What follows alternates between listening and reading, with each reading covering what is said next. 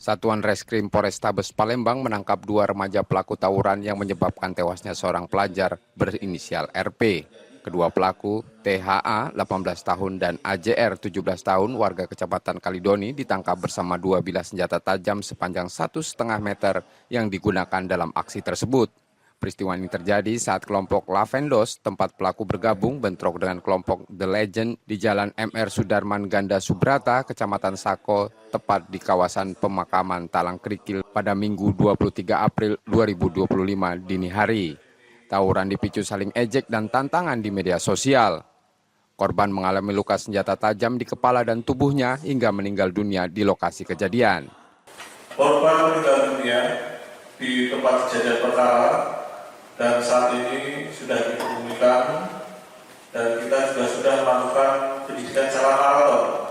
Dan pada hari ini kita sudah melengkapi 2 orang tersangka yang sudah kita lakukan penangkapan pelaku utama dan 1 orang status masih DPO dengan inisial MS.